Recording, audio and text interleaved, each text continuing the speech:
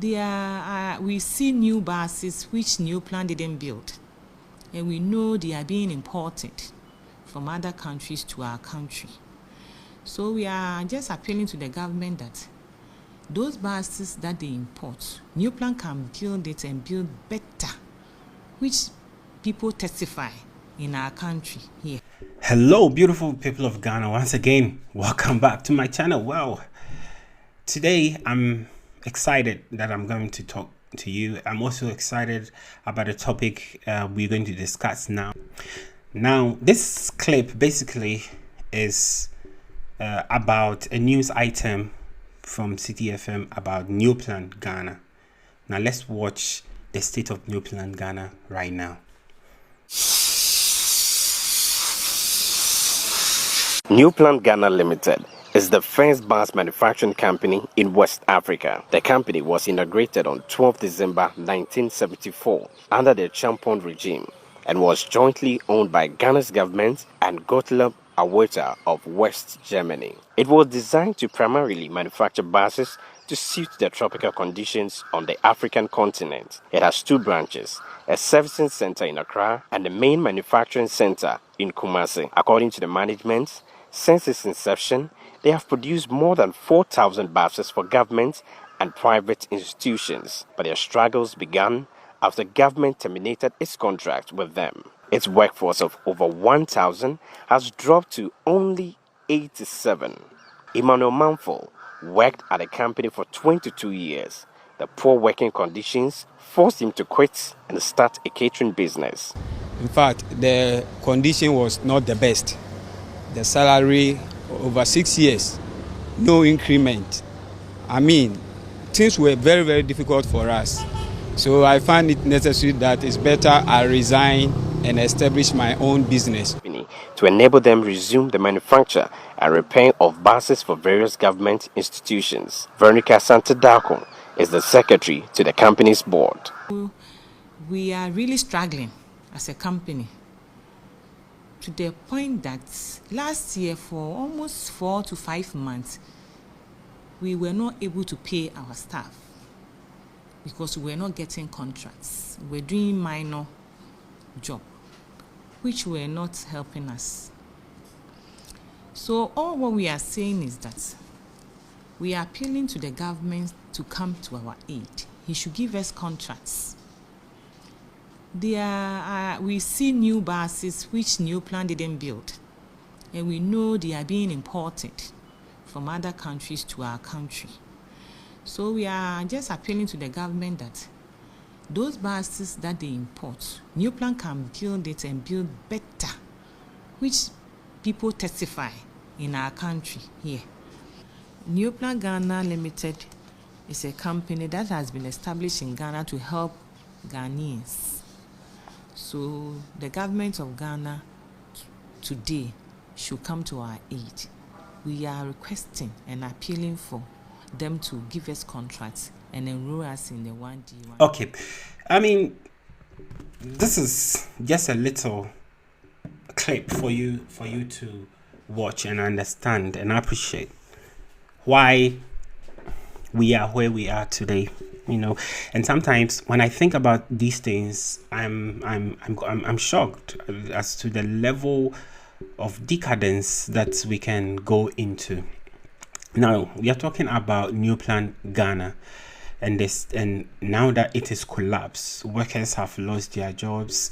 People don't have food to put on the table right now. They have to go and find something else to do. They have to go and find jobs elsewhere to do. But this is not even my biggest problem. The biggest problem has to do with the fact that we have totally replaced this issue, this Neoplan company, with a company outside Ghana. No, that is where we gladly import cars. So our vice president, our ministers of state, our presidents, they are so happy importing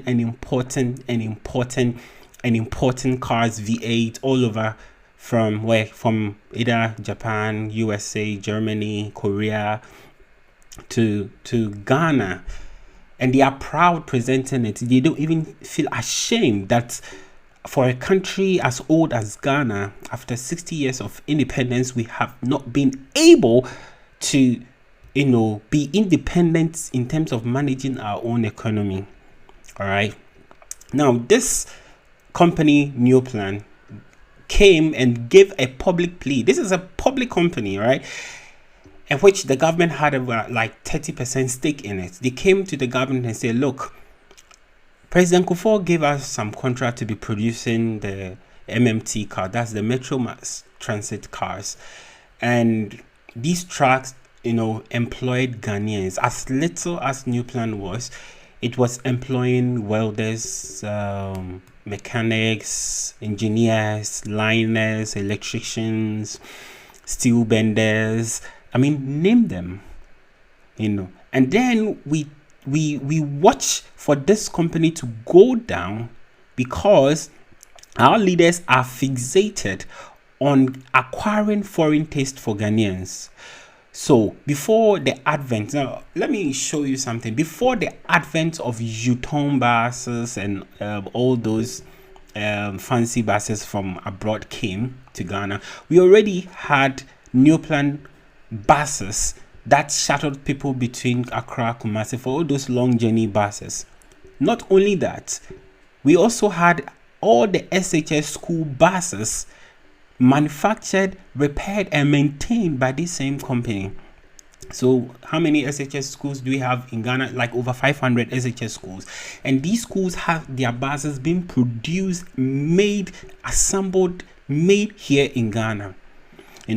I'm particularly pissed off. I'm particularly angry because we today we are having a lot of imported inflation. I spoke about in my last video. If you haven't watched it, check this link and then go and watch it. Look, it's sad. It's sad that we sit down, we watch our economy go down whilst we are happy to carry a lot of dollars. Now, guess what? A lot of dollars to go and pay other people to create employment. So for every U-turn bus, for every V8, for every bus that we import from abroad and give to the SHS people, it is an indictment to us as Ghanaians. It is the food we have taken away from a family in Ghana and given to a family abroad. And this is really something that we ought to be angry about. Look, a case could be made that, okay, U-turns buses were not of top quality and all that. But then, U-turn, if we're not of top quality, you are the government. You have the powers to inject money into the company. You have the powers to cause trade of knowledge. You can literally get people trained in a certain sector to be able to produce and compete, if not to compete with the rest of the world, at least what we use in Ghana. But guess what? Our people are not going to do it. The president is not interested. The minister for trade is not interested. We watch for these companies to go down. When I was in the university, my professor, most of my professors actually will come and say, during our time in the 70s, it was good, universities was good, one person to one room, and it looks like Ghana is retrogressing. Every single old person you talk to says that it was better in their days. And we keep retrogressing instead of building upon. When you look at the Western countries, they are all building upon. We had independence with South Korea, with the Asian target, Malaysia, and all those guys. Today, they are far ahead of us because they have visionary thinking leaders. Because they envision and execute. They have clear plan. We had Vision 2020. What happened to it? And today, Neoplan has gone down. People are not employed. We need buses. We go and import buses from abroad, creating jobs for people, worsening our city. The city keeps depreciating and depreciating and depreciating. And that's why I get very angry with a lot of our politicians, both NPP and NDC alike. When they mount on their high horses and begin to do politics with the Ghana cedi, knowing fully well that it is their choices, their policies that is driving the cedi down. Their penchant for importation and imported goods. How many? If a new government comes right now, there'll be tons and tons of V8 vehicles that will be imported. Nobody has sat down to think that, okay, good, look, we use a lot of V8 in this country. We should have a Ghanaian-owned company that should be producing V8. Why is the government not partnering with Kantanka to produce those things from within? Do you know amount of dollars? Do you know amount of cedis we'll be saving? Do you know the pressure will be taken off the dollar so that we have a stable economy? I don't know why nobody's looking at this. It's sad. People of Ghana, it's sad, and I'm really, really saddened. But I just want to open your eye to this. This channel is about opening your eye and an understanding and generating a conversation among the youth to open our eyes to some of these things, because we deserve better. Ghanaians deserve better. A graduate or engineer graduate or a nurse graduate from South Korea, where we'll be importing most of our buses from, those people, when they finish school, they don't now have to come and think of where to get jobs. No, the job is waiting for them. The job market is wide. Why? Because all African leaders have decided that they will create the jobs for them, for those people coming. We are thinking about people in South Korea, Japan, and the rest, because we are ready to import the cars they produce. At the end of the day, they expand their market base. They expand the operation base. They employ more people to join their company, and they are not employing Ghanaians. They are not going to employ Ghanaians. They are going to employ their own people. What are we doing as a people? Let's think about these things. Well, that's the end of today's run. My name is Emmanuel, and I'm pissed actually. Stay blessed.